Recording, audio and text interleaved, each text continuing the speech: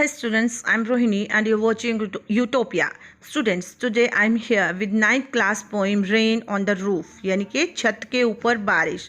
When the sky is covered with dark clouds and it start raining, जब आसमान जो है काले बादलों से भर जाता है, ठीक है, और बारिश स्टार्ट हो जाती है. Have you ever listen to the patter of soft rain on the roof. तो क्या आपने बारिश की जो पड़ने वाली जो बूंदों की जो आवाज़ है, पैटर मीन्स की साउंड ऑफ रेन, ठीक है, तो रेन की जो आवाज़ है वो कभी क्या आपने सुनी है.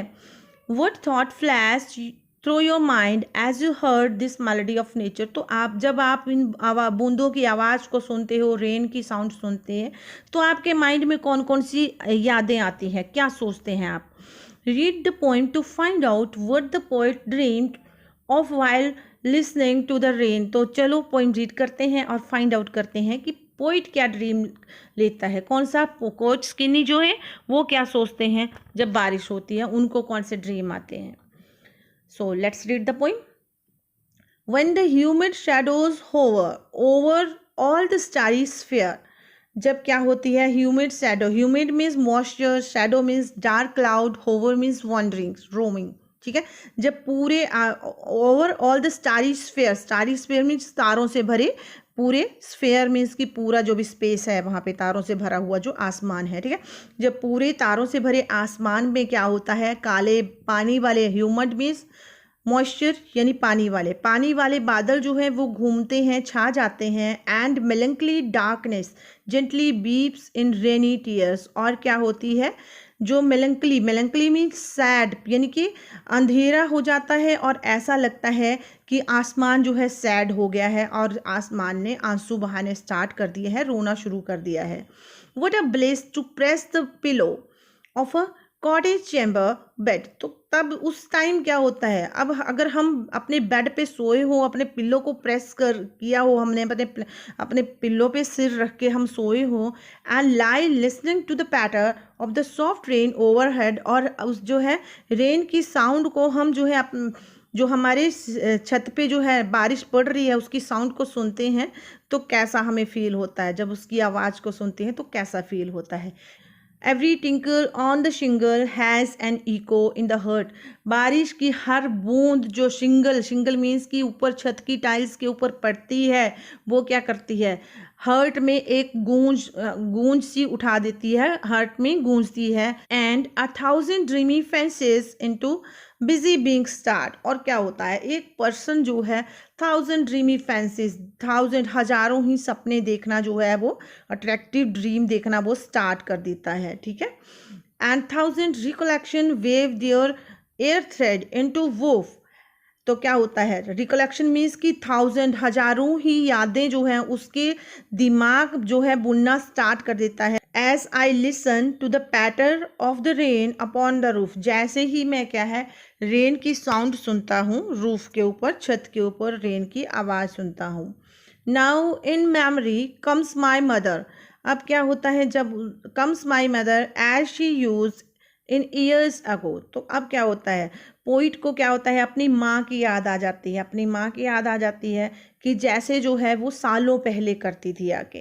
To regard the darling dreamers ere she left till the dawn. तो क्या होता है कि उस जो मदर जो है उसकी डार्लिंग ड्रीमर होती है, ठीक है, बहुत उसको प्यारी होती है मदर अपनी, ठीक है, और मदर भी उसको बहुत प्यार करती है. और क्या होता है, एर शी लेफ्ट, और वो एर मीन्स बिफोर, डॉन मीन्स की मॉर्निंग की लाइट होने से पहले ही वो उसके पास से चली जाती है, यानी कि उसकी माँ उसकी यादों में आती है, लेकिन जैसे ही मॉर्निंग की लाइट होती है उसकी माँ चली जाती है वहाँ से. Oh I feel her fond look on me. तो बोलता है उसकी फॉन्ड लुक मीन्स उसकी प्यारी सी जो लुक वो मुझे देती है, ठीक है, जितने प्यार से वो मुझे देखती है, मैं उस चीज़ को फील कर सकता हूँ. As to this refrain. तो ये जो बारिश की बूंदें पड़ रही होती हैं, which is played upon the shingle, जो टाइल्स के ऊपर जो है, by patter of the rain. तो क्या बोलता है कि मैं अपनी मदर की जो प्यारी सी लुक होती है उसको फील कर सकता हूँ, जैसे जैसे बारिश की बूंदों की आवाज़ जो है उसको आती है, जो उसकी टाइल्स के ऊपर, छत के ऊपर पड़ रही होती है, तो उसको जो है इस तरह की मेमोरीज जो है उसकी फ्रेश हो जाती है, ठीक है, अपनी माँ की उसको याद आती है, ठीक है, जैसे ही वो बारिश की आवाज़ सुनता है. So this is all about the poem. Now, first of all, let's see the rhyme scheme. So first, let's see the first passage. First passage में हम देखते हैं when the human shadow hover. तो hover को हम यहाँ पे we will mention here A. Next, sphere, sphere B. Darkness C. Tears B. Because sphere and tears are rhyming word. ठीक है. So here we are mentioning B. Okay. Pillow D. Bed E. Patter F. Overhead again E. Bed overhead. तो ये भी क्या हो गए, rhyming word हो गए, तो हमने इनको भी क्या कर दिया, ई दे दिया. तो राइम स्कीम हमारी क्या होगी, A B C B D E F E. Okay, this is a rhyme scheme. चलो अभी नेक्स्ट पैसेज को देख लेते हैं. Every tinkle on the shingle. So shingle जो है उसके आगे हम मेंशन कर देते हैं A. Hurt B. Fancies C.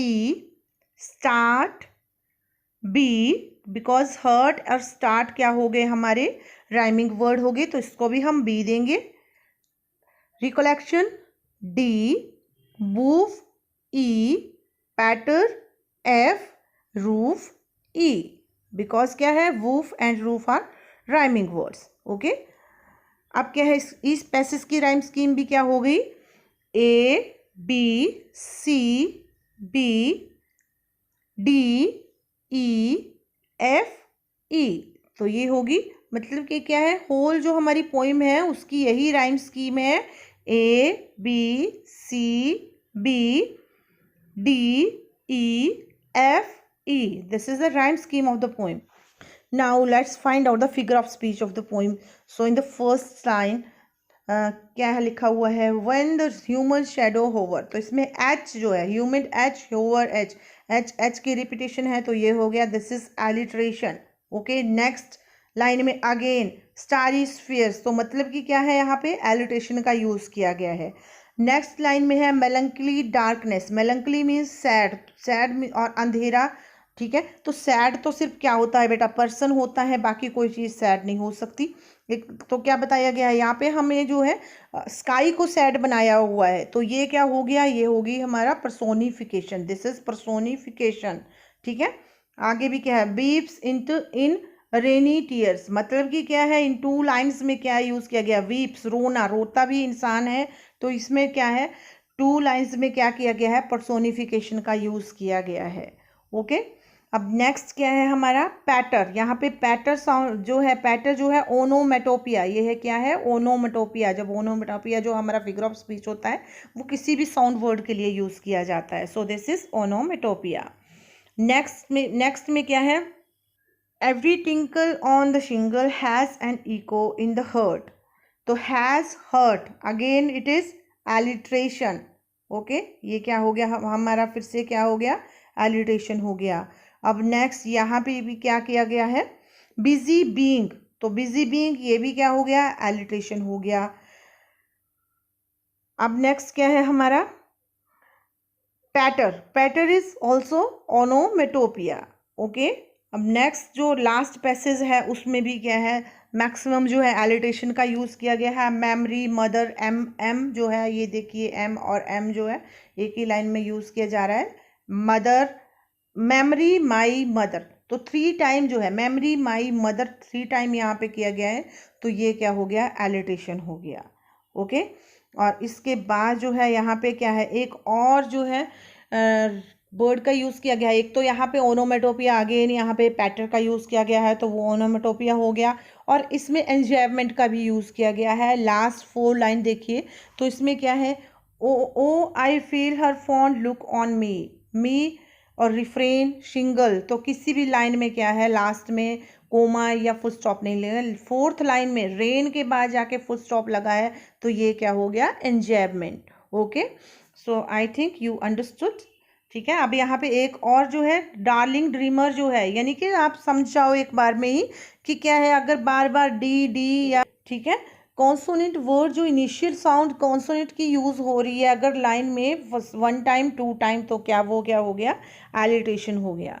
Okay, so that's all about the poem. Thank you and have a nice day.